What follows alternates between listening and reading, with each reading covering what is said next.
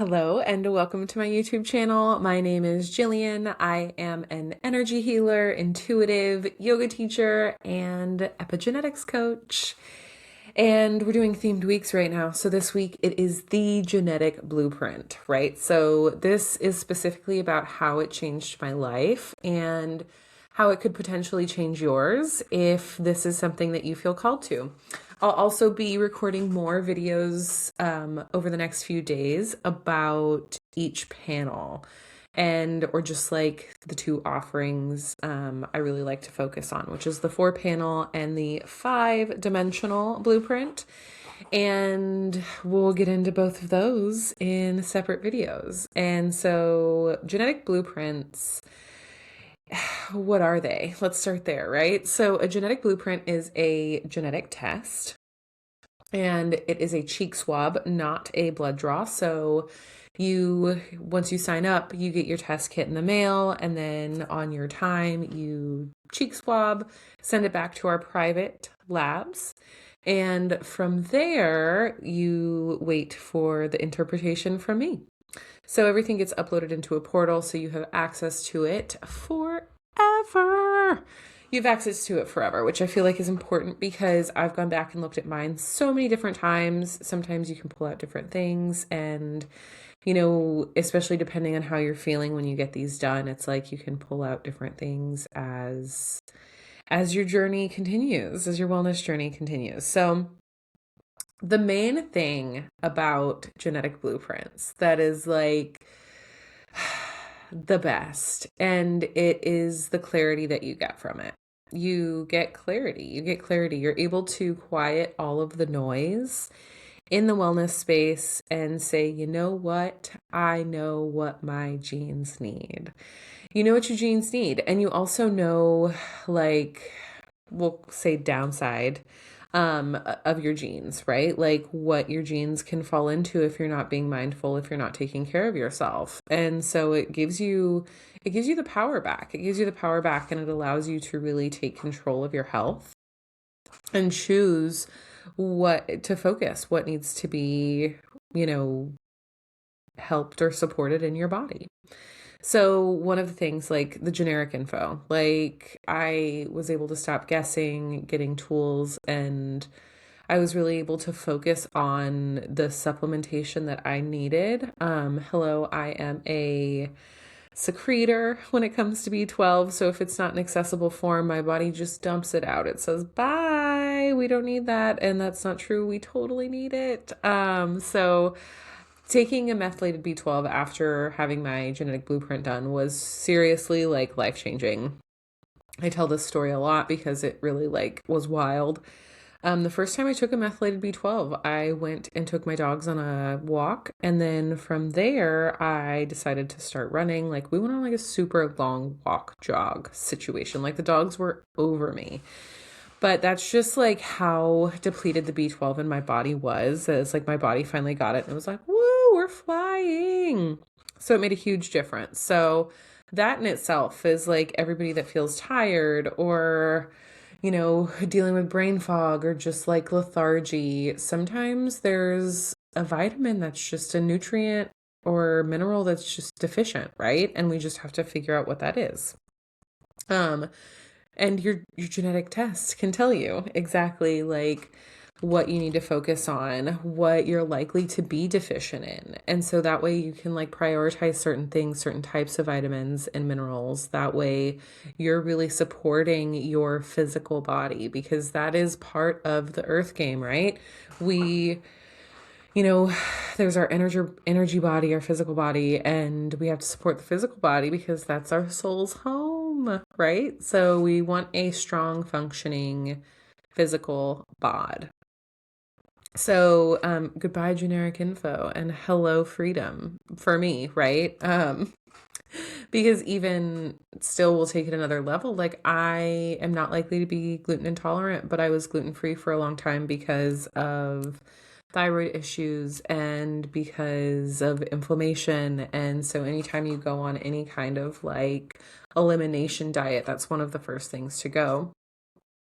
I prefer like European flours because of the glyphosate. That's me personal, right? But it's just one of those things that like I'm able to, not solely freak out if there's not a gluten-free option somewhere. But I mean, now we live in a day and age where like you can. But if there's like a solid sourdough, like I'll have it. Or if they use European flours, I'll have it. But yeah, so then I was really able to focus on the areas that were presenting negatively in that moment. And with that one, I want to use the example of it's likely for me to be insulin resistant. And at the time, like it wasn't horrible blood sugar issues, but like I knew like if I was feeling peckish or something, like my blood sugar was definitely on a roller coaster some days, to say the least. And so it really allowed me to balance, like to focus on what I needed to balance my blood sugar, whether it was protein and fats before having any carbs or sugars, or it was, taking berberine regularly to make sure that I am just helping support my body where sometimes my genes can maybe lack, right? And so that's absolutely possible. Like just because something says that, like, so just because I'm likely to be insulin resistant doesn't mean I have to be. And that is epigenetics. The lifestyle changes can affect the way your genes express. And so that's why when I say they're expressing negatively, we can take that and we can change it into something positive. And we can say, you know what? I'm going to make some changes in my life. That way my genes are expressing in a more positive and healthy way. So another one that was a big one for me at the time, I was dealing with really bad anxiety pretty much regularly, racing thoughts, headaches. I was very sensitive to sensory things. Also, poor focus and brain fog. Like those were real. Which obviously with depleted B12 as well, like add that on. But I was taking collagen every morning. I was putting it in a smoothie every single day.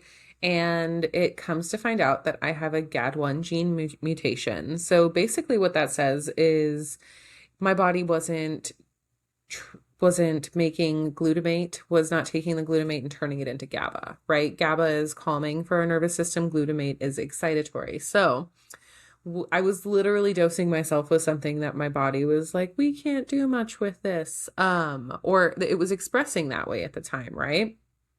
And because I was literally giving myself something every day and not knowing that like it could even cause these things, right? So, glutamate can be in things like collagen. It can be in things like MSG is glutamate, right? It can be in smaller amounts in like vegetables and things like that. But ultimately, it was more of an issue than I thought. And this is actually the one gene that can change its expression based on trauma. So even if it was expressing negatively, it's like, okay, was that because of trauma or was that because my body isn't thriving right now? But either way, allowing myself to pull back and on a lot of the glutamate forward foods, and even still, like, yeah, I'll have some pho or like bone broth or soups, right? But because those usually contain high amounts of glutamate. But I'm able to eat them now without having these symptoms happen so loudly. And it just goes to show that, like, when you clean up your lifestyle or make certain lifestyle changes to support your body, it can completely change the way your body is expressing genetic or the way your genes are expressing. Um, let's see, I was able to focus on the proper fats that I needed. I had been keto in the past and I did really well on it, but like coconut oil just like upset my tum tum all the time. And so I, genetically need more monounsaturated fats, which are things like olive oil, avocado, peanuts, I believe pistachios. But when I was able to focus on these like specific monounsaturated fats and add them into my diet, my body released so much inflammation and I felt so good. And so, or feel so good. But yeah, so like I was able to quiet the noise, because when you hear keto diets, it's like, oh, have the bulletproof coffee. Like, no, have olive oil coffee, right?